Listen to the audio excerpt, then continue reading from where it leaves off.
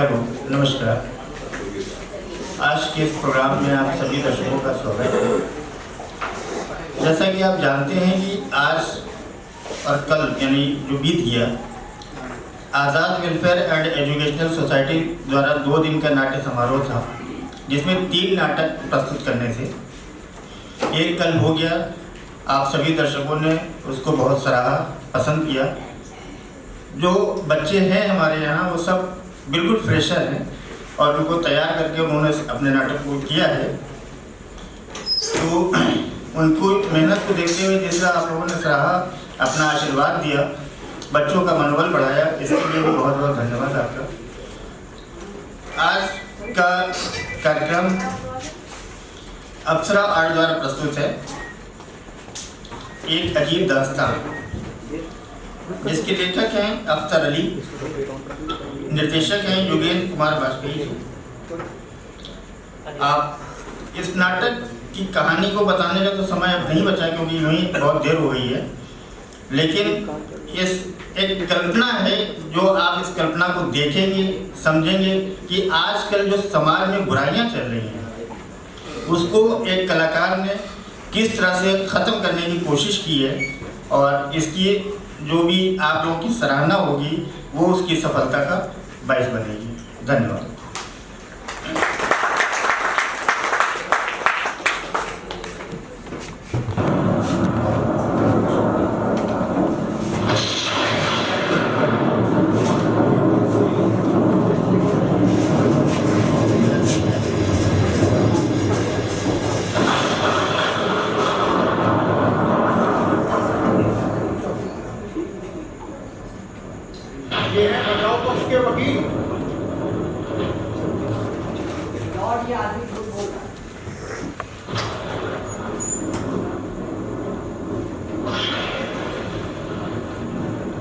आइए हम सब मिलकर इस रोचक बहस को सुनते हैं।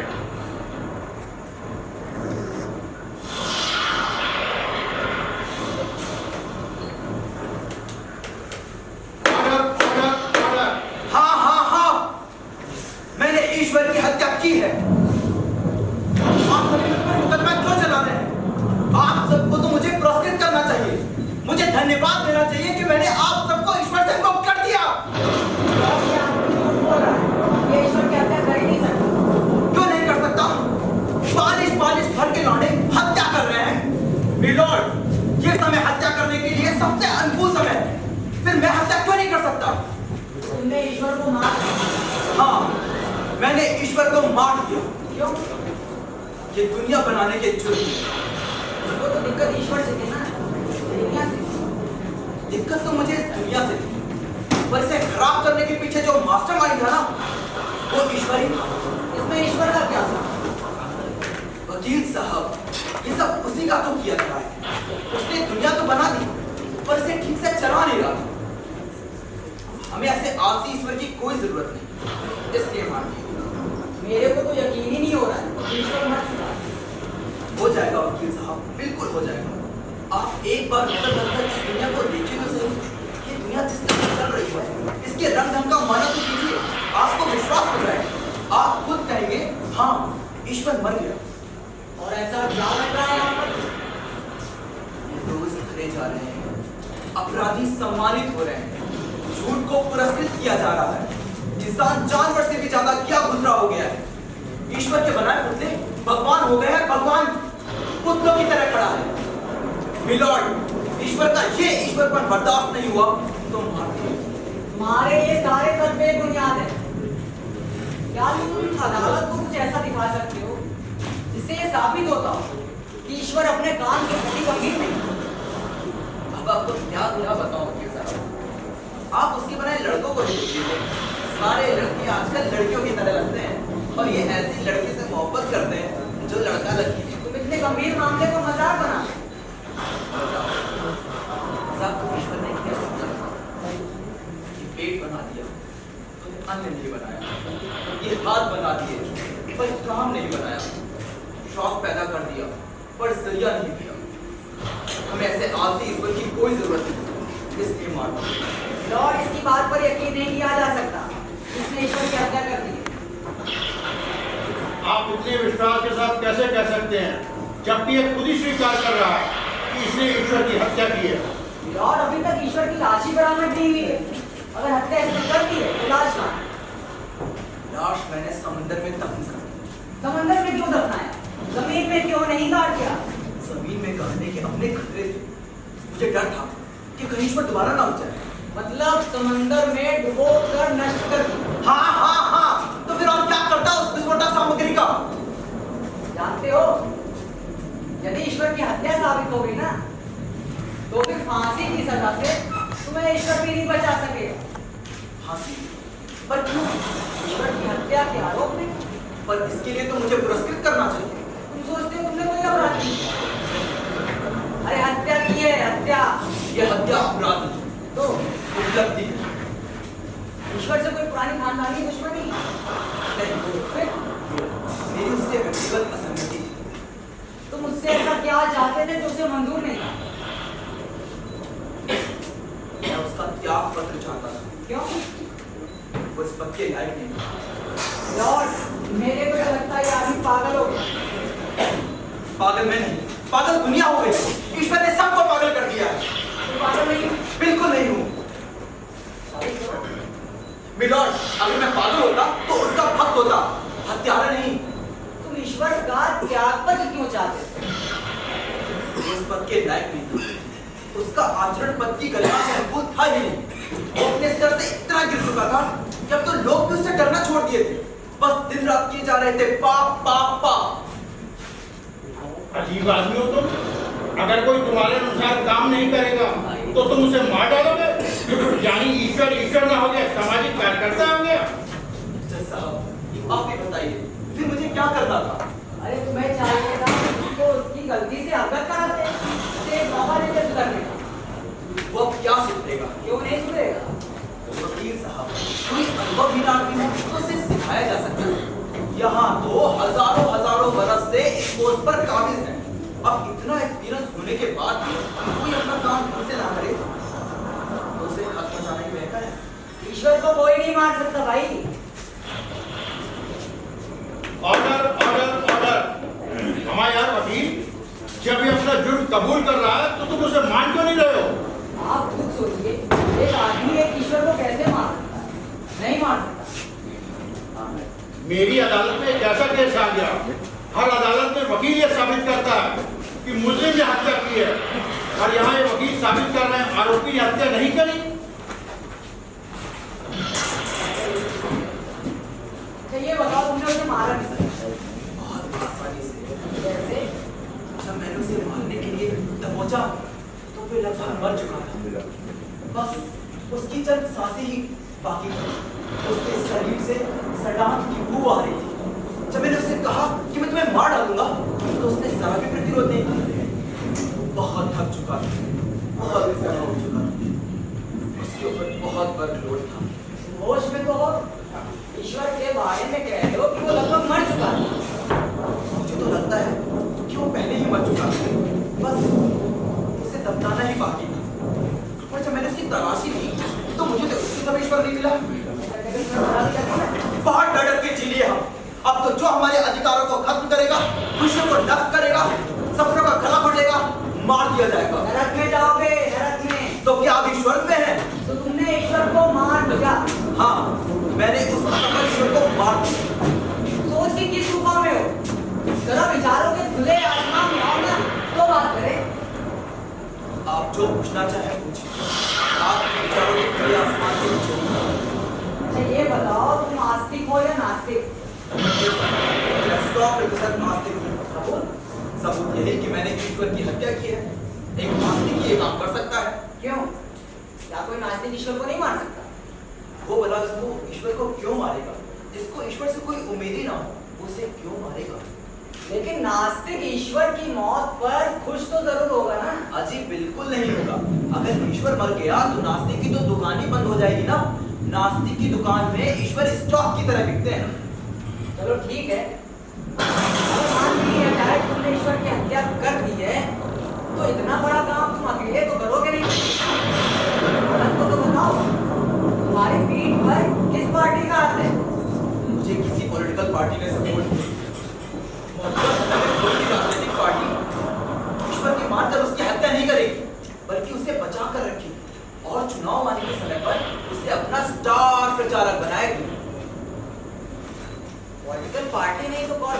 के साथ किया हो? पूंजीपति के हाथ अगर ईश्वर लग गया ना तो उसे मारकर नष्ट नहीं करेगा, बल्कि उसे शोषण करने के लिए जीवित रखेगा।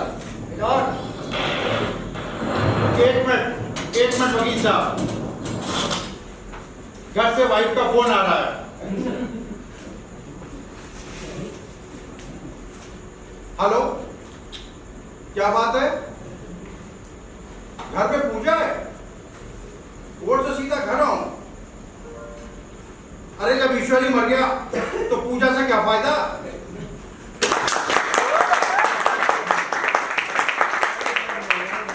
तुम ये बात दावे के साथ कह रहे हो तुमने ईश्वर की हत्या कर दी? हाँ, मैंने ईश्वर की हत्या की है। और मैं ये बात दावे के साथ कह रहा हूँ कि तुमने ईश्वर की हत्या नहीं की है। ईश्वर को कोई नहीं मार सकता। यहाँ भी लॉर्ड, ये आदमी ईश्वर की हत्या कर ही नहीं सकता। क्यों नहीं कर सकता? क्योंकि ईश्वर निराकार है। जब उसका कोई आकार ही नहीं है तो तुम मारोगे किसे? ईश्वर निराकार है मिलॉर्ड, ये भक्तों द्वारा फैलाई गई सबसे बड़ी अफवाह है। ये सबसे बड़ा झूठ है कि ईश्वर निराकार है। इस झूठ को सच साबित कर सकते हो? बिल्कुल कर सकता हूं। करो। आप कहते हैं ना कि ईश्वर सब देख सकता है, हाँ। यानी उसकी आंख है, वह सब कुछ सुन सकता है, यानी उसके कान है, वह किसी भी जगह से जा सकता है, यानी उसके पैर है, वह कोई भी काम कर सकता है, यानी उसके हाथ भी हैं, वह दंड भी दे सकता है, यानी उसके पास बुद्धि भी है। अब जब उसके पास ये सब कुछ है तो फिर निराकार कैसा? तुम बहुत बड़े शब्दों में खिलाड़ी लगते हो। अरे एक लफाज आदमी जिससे बातचीत में कोई जीत ही नहीं सकता, तो वो बुद्धिजीवी हो जिसे बहस में कोई नहीं हरा सकता। मिलॉर्ड, मुझे बुद्धिजीवी कहा जाए इस बात से मुझे सख्त ऐतराज है। आप वकील साहब से कहिए कि अपने शब्द वापस लें। अच्छा तुम बुद्धिजीवी नहीं हो? बिल्कुल नहीं। बुद्धिजीवी तो वो होता है जिसे कदम कदम पर ठगा जाए, ठगा जाए, और वो इस भ्रम में जिए कि एक वही तो है जो चौकन्ना। लॉर्ड, इस मुकदमे में कोई दम नहीं है। ये सिर्फ अदालत का समय खराब करना है। ये आदमी ने ईश्वर की हत्या की है, ये कोई आदमी मान ही नहीं सकता। मैंने ईश्वर की हत्या की है और मेरा यकीन इसलिए किया जाना चाहिए क्योंकि मेरे पास ईश्वर की हत्या करने की वाजिब वजह है। वजह गिना सकते हो? सबसे बड़ी वजह तो ये कि उसे ईश्वर होने का घमंड था। हम तो अच्छों को ले डूबा है, फिर भले ही वह ईश्वर क्यों ना। लॉर्ड, मेरे को तो लगता है ये आदमी पागल हो गया। ईश्वर को अपराधी समझ रहा है। जो सारे जगत का पालन आ रहा है उसे अहंकारी कह रहा है, इसलिए विक्टिम बनाए। मानता हूँ कि इस दुनिया को ईश्वर ने बनाया, पर जिस तरह दुनिया चल रही है इसे देखो तो ऐसा लगता है कि मानो उसे बनाया भले ही ईश्वर ने हो, पर इसे चला ईश्वर नहीं रहा है। इसे देखो तो ऐसा लगता है कि मानो नेता का सारा ठेके पे चला रहा हो। दुनिया का निर्माण ठीक से नहीं हुआ। बिल्कुल नहीं हुआ। पृथ्वी निर्माण की तरह ईश्वर का निर्माण हुआ। इसके अतिरिक्त ईश्वर के पास कोई प्लान भी नहीं, फिर जिद्दी इतना कि किसी को अपने साथ काम पर रखेगा भी नहीं। अब जब सब काम तुम अकेले करोगे तो गड़बड़ तो होगी ही ना। गड़बड़? हाँ, गड़बड़। अब देखिए ना, जब किसान को पानी चाहिए तब नहीं बरसता, और जब नहीं चाहिए तो बारिश रुकने का नाम ही नहीं लेती। इसलिए मैं कहता हूँ कि वो एक असफल ईश्वर था। असफल ईश्वर? बिल्कुल असफल ईश्वर। इतना असफल कि अब तो लोग भी उससे डरना छोड़ दिए और दिन रात किए जा रहे हैं पाप पाप पाप। मतलब मार दिया?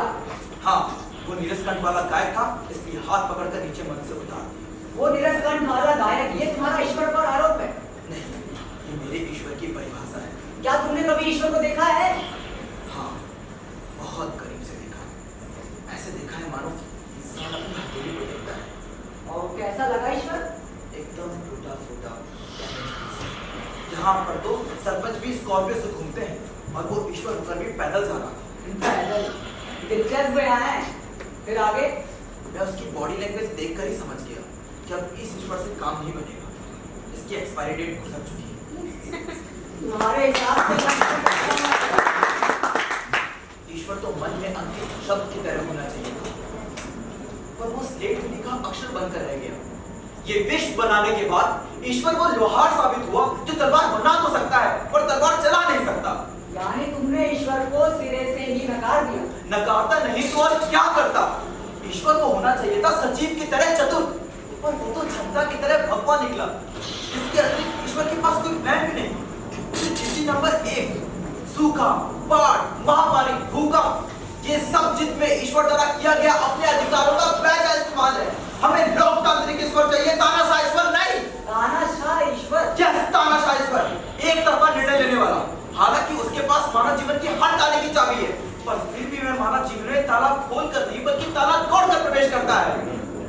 अदालत जानना चाहती है, क्या तुमने कभी ईश्वर के प्रति अपनी असहमति दिखाई? असहमति के स्वर तो किसी को पसंद नहीं, फिर भले ही वह ईश्वर को ना हो। सोच की इस दुनिया में विरोधी सोच वाले भी आपके मित्र होने चाहिए, पर ईश्वर की सत्ता में इसके लिए कोई सेफ्टी वॉल नहीं। ईश्वर की राज में इसके लिए नरक का प्रावधान है।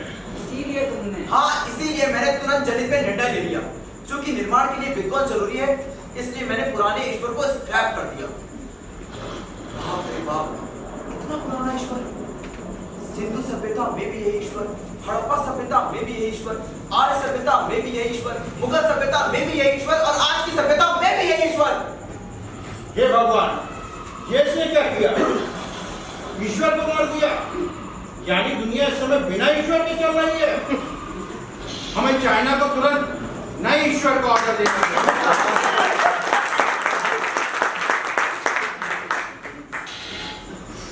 चाइना को क्यों? ईश्वर के निर्माण में हम आत्मनिर्भर हैं। बस कुछ ही समय की बात है, फिर हम अपना नया ईश्वर गढ़ लेंगे। हमारा डिजिटल ईश्वर आधार कार्ड से लिंक रहेगा, हमारा पैन कार्डधारी ईश्वर।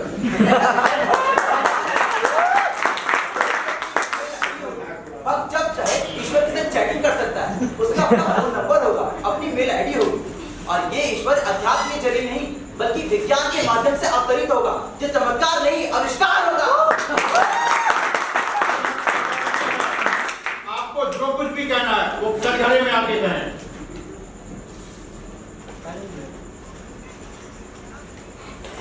लॉर्ड, मेरे को ये वैक्सीन व्यक्ति मानसिक रोगी लगता है, इसका इलाज कराया जाना चाहिए। ये उस अपराध को स्वीकार कर रहा है जो इसने किया ही नहीं है। ये हत्यारा नहीं है। नहीं, ये एक असंतोषी युवक है जो समाज की खराबियों से विचलित है। ये समूची व्यवस्था बदल लेना चाहता है, लेकिन मजबूर है क्योंकि ये सक्षम नहीं है। इसी दुख में ये मानसिक संतुलन खो बैठा है और वास्तव में जो कर नहीं पाया वो करना चाहता है। आकार वालों का ये कुछ नहीं कर सकता, इसीलिए इसका सारा गुस्सा निराकार पर उतरा है। वकील साहब, एक बात बताइए, आप वकील हैं या डॉक्टर? वकील हूँ। फिर आपको कैसे पता कि ईश्वर स्वस्थ है और मैं बीमार? क्या किसी ने ईश्वर की सोनोग्राफी कराई थी, उसकी ईसीजी रिपोर्ट चेक की थी? क्या किसी को ईश्वर का ब्लड ग्रुप भी पता है? वो सिर्फ और सिर्फ एक अपराधी है, अपराधी जिसमें जालसाजी का मुकदमा कायम होना चाहिए और दी जानी चाहिए सजाए मौत। ईश्वर को कोई नहीं मार सकता। जज साहब, अरे चुप, हटा घर की जुबान और किलो भर की बात।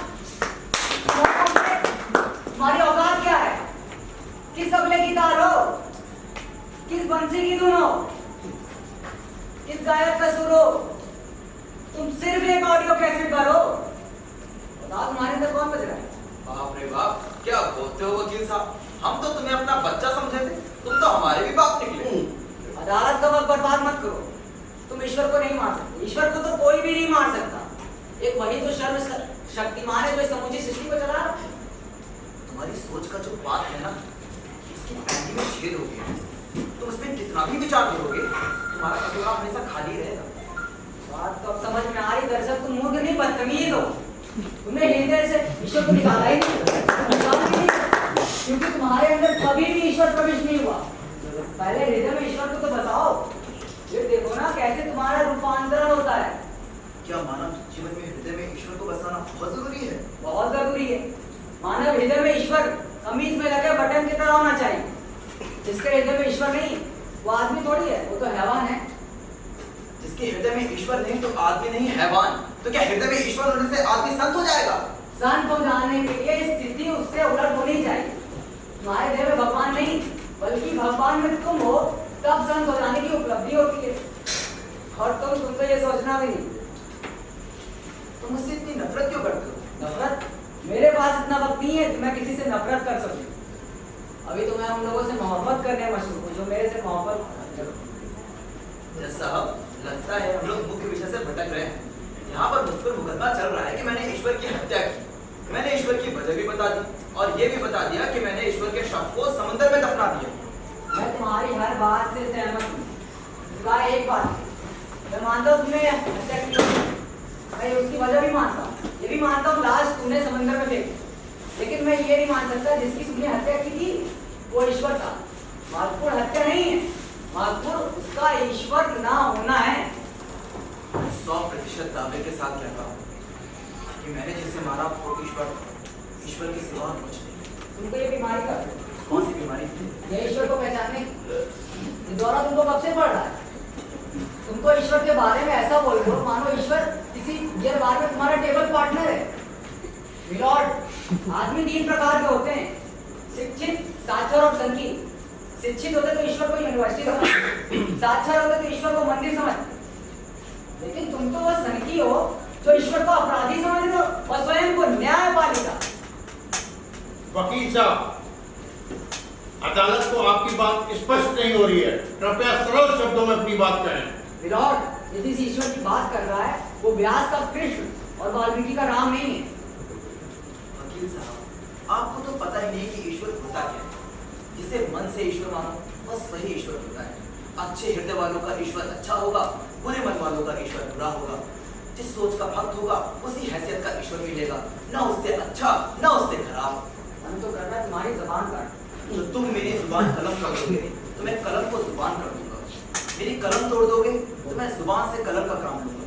कभी हमारा बुरा लिखा जाता है, कभी हमारा लिखा पढ़ा जाता है। कभी तुम आदमी बहुत समझदार होते हो, फिर कुछ ऐसा बोल देते हो मानो तुमसे बड़ा मूर्ख ना कोई है ना कोई होगा। अरे कितनी विविधता है तुम्हें भाई। मैं तो एक सा, देखने वाले मुझे जैसा देखे मैं वैसा दिखता हूँ। आस्तिक के लिए आस्तिक हूँ और नास्तिक के लिए नास्तिक हूँ। नास्तिक तो तुम हो नहीं, तुम्हारे अंदर जितनी हिम्मत है ना वो इस बात का सबूत है कि तुम्हारी ईश्वर पर गहन आस्था है। थोड़े निराश जरूर हो, लेकिन ये भी सच है निराश वही होता है जिसे बहुत आशा होती है। क्या नास्तिक व्यक्ति हिम्मत ही नहीं होते? अंश भर भी नहीं। नास्तिक आदमी एक्टर बहुत अच्छा होता है, खुद को पेश ऐसा करता है मानो वही सबसे सुखी और शांत व्यक्ति है, सबसे अलग रहता है, क्योंकि जानता है कि वो एक हारा हुआ इंसान है जो अपनी पराजय पर खुलकर रो भी नहीं सकता, लेकिन खुलकर हंसता जरूर है। वो हर महफिल में जाता ही अपनी हंसी देखने के वास्ते और फिर भागकर बाथरूम में जाता है रोने के वास्ते। मतलब जनाब, मैं ये कहना चाह रहा हूँ जिस अपराध को स्वीकार कर रहा है उसने ऐसी कोई अपराध किया ही नहीं। वकील साहब, कृपया बाथरूम से निकलकर अपने केस को आगे बढ़ाएं। जनाब, इस केस में कोई दम नहीं, मौके की बातें जरूर दिलचस्प हैं। तो क्या ये हत्या का मामला नहीं है? ये हत्या का ही मामला है। तो क्या ईश्वर की हत्या का मामला नहीं ये है? ईश्वर की हत्या का ही मामला है। यस, मैं केस जीत गया, बधाई हो। आप केस जीते नहीं हैं, अक्सर जरूर जीते हैं। मतलब जनाब, मैं ये मानता हूँ हत्या हुई है, ये भी मानता हूँ ईश्वर की हत्या हुई है, लेकिन फिर भी ये निर्दोष है। वकील साहब, माना ये नाटक किया जा रहा है पर चलेगी संविधान के अनुसार ही। ऐसा थोड़ी ना होता है कि हत्या करे श्रीमान आ और फांसी करार दिया जाए श्रीमान बा को। अगर हत्या इसी ने की है तो दोषी भी यही होगा।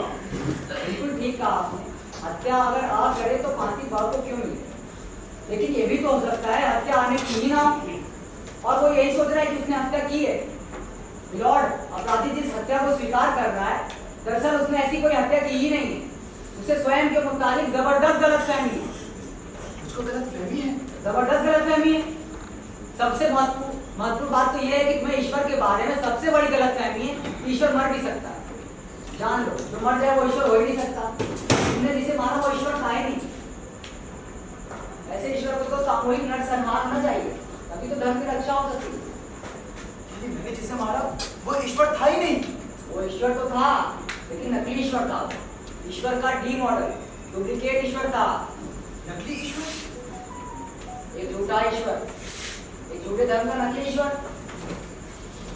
वकील साहब, ईश्वर तो सिर्फ ईश्वर होता है, ये असली और नकली ईश्वर का मुद्दा कहाँ से उठा लाए? लॉर्ड, हालात उस मुकाम पर आ गए कि पूरे मामले की फिर से विवेचना करनी हो। और समाज के हित में ये निहायत जरूरी है। इजाजत है। थैंक यू मेरे लॉर्ड। अच्छा तो मिस्टर कातिल, आप सबसे पहले ये बताइए कि आपने कत्ल किया तो किस हथियार से? किस हथियार से किया? किस हथियार से किया? लगता है आपको याद नहीं। चलिए इसे छोड़िए और ये बताइए जिस समय आपने ईश्वर की हत्या की थी उस समय वो कौन से कपड़े पहने हुए था? कुर्ता पजामा था या धोती कुर्ता? सिर पर टोपी थी या पगड़ी? हाथ में माला थी या गले में माला? गमछा आ रहा है या भगवान?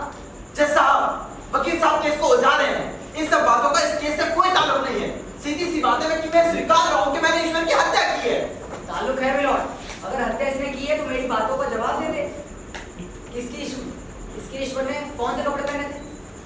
हाँ बताइए, ईश्वर ने क्या कपड़े पहने थे? क्या कपड़े पहने थे? क्या कपड़े पहने थे? मुझे याद क्यों नहीं आ रहा कि क्या कपड़े पहने थे? मुझे याद क्यों नहीं आ रहा? याद क्यों नहीं? आपको याद आएगा भी ना। तो आपको याद आएगा कि आपने कत्ल किस हथियार से किया था, ना याद आएगा कि आपके ईश्वर ने कौन से कपड़े पहने थे। कृपया याद करने की कोशिश कीजिए। ये तो बड़ी साधारण सी बात है। आपको कुछ दिन का समय भी दिया जा सकता है। मिलॉर्ड, इन्हें कितना भी समय दे दिया जाए इन्हें याद आएगा ही नहीं। ये आप किस बिना पर बोल रहे हैं? इस बिना पर कि इन्होंने ना किसी ईश्वर की हत्या की है, ना किसी ईश्वर को देखा है। जिससे ईश्वर समझ रहे हैं ना वो एक धोखा है। नकली धर्म के असली ठेकेदारों ने अपने अपने ईश्वर इजाद कर लिए और ये उनके प्रेम में पागल हो रहे हैं। वकील साहब, कैसी बातें कर रहे हैं आप? पाप लगेगा। कोई पाप नहीं लगेगा। कुछ चालाक लोगों ने अपने धंधे का काम शुरू कर लिया। धर्म और कारोबार का शुरू हो गया है। आस्था और विश्वास के जारी उपदेश देकर हजारों लाखों लोगों की भावनाओं से खेल रहे। आश्रम इनकी दुकान है, संत व्यापारी है तुम्हारे जैसे भोले भंडारी उनके ग्राहक। जज साहब, इसे रोकिए। ये बक रहा है, ये कुछ भी बक रहा है। मेरे पर तो चोर चक्का कह रहा है। इन लोगों ने नकली ईश्वर इजाद कर लिए हैं और उन्होंने नकली ईश्वर के प्रेम में पागल हो रहे। मेरा ईश्वर नकली ईश्वर है। लेकिन तुम्हारी भक्ति और उपासना की है और तुम्हारे ईश्वर में थी, तुम्हारे भक्ति में नहीं। तुम चले ठीक मगर रास्ता तुम्हें गलत बता दिया गया। पर किसने? तुम्हारे पंडित, पुजारी, मौलवी और पादरी ने। तुम उनके जाल में फंसते गए और वो तुमसे रुपया, पैसा, संपत्ति सब बैठते गए। ऐसा नहीं हो सकता। मिलॉर्ड, इसे रोकिए, इसे रोकिए। ये कुछ भी बोल रहा है। मिलॉर्ड, अगर मंदिर मस्जिद का निर्माण इसी तरह चलता रहा तो पूरी धरती पर ईश्वर का कब्जा हो जाएगा। फिर आदमी के रहने के लिए, मकान बनाने के लिए भी जगह नहीं बचेगी। इसका मतलब ये है कि मंदिर मस्जिद का जो निर्माण हो रहा है तो मंदिर मस्जिद से ज्यादा हमें कारखानों और खेत खलिहानों की आवश्यकता है। धर्म की जरूरत है। धर्म ना तो हम सब राक्षस हो जाए। ये धर्म ही तो है जिसने हमें बचा रखा। हमें इस नकली धर्म से असली धर्म को बचा रखना है। जैसे देश के दुश्मन बाजार में नकली नोट ले आते हैं, वैसे ही धर्म के दुश्मन नकली से ले आते हैं। अच्छा, तो मुझे अब समझ में आया कि पिछले 5000 सालों से जब ईश्वर की वंदना हो रही थी, अर्चना हो रही थी, तो वैसे ही वैसे पृथ्वी पर झूठ, पाप, धोखा, नफरत, प्रेम कैसे चलता चला जा रहा था। सारे ईश्वरीय प्रयास क्यों विफल हो रहे थे? जीवन में प्रेम की अवधारणा पैदा क्यों नहीं हो पा रही थी? प्रेम उत्पन्न क्यों नहीं हो पा रहा था? मंदिर, मस्जिद, गुरुद्वारे और गिरजाघर, प्रेम की दीवारें आकर खड़ी हो गई। ये वो बांध है जिसने प्रेम की राह को रोक दिया। हमें इस धर्म को बचाए रखना है तो प्रेम की दीवार को तोड़ना होगा। नकली धर्म नकली दवाइयों से ज्यादा खतरनाक है। हमें इन सबको बंद करके एक नए धर्म की स्थापना करनी होगी। लॉर्ड, अभी बात साफ तौर पर साबित हो गई है कि इसने अपने ईश्वर की हत्या की। अंत में अपना फैसला सुना दीजिए। इसे सजा दी जाए, बाइक किया जाए। मैं ये बार बार कह रहा था कि ये नाटक की अदालत है। नाटक की अदालत के जज हमेशा दर्शक होते हैं। हम इनके बहुत आभारी हैं कि इन्होंने पूरा मामला सुना, फैसला भी यही करेंगे। अंत में हम हाथ जोड़कर इनका आभार प्रकट करते हैं कि इन्होंने हमारे रचे हुए मुकदमे को देखा और सुना।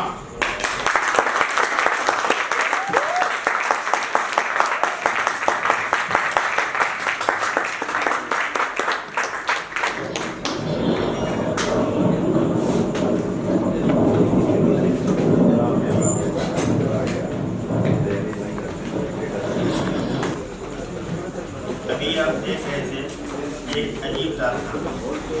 इसमें इस नाटक में हम सभी दर्शकों को एक बहुत अच्छा मैसेज दिया है कि आज के दौर में अगर कोई धर्म होना चाहिए, कोई ईश्वर होना चाहिए, तो सबसे बड़ा है प्रेम, जो आज धीरे धीरे किसी न किसी राजनीतिक कारणों से खत्म होता जा रहा है। हम सभी लोगों का दायित्व बनता है कि इसको बचा के रखें और आगे प्रयास करते रहें।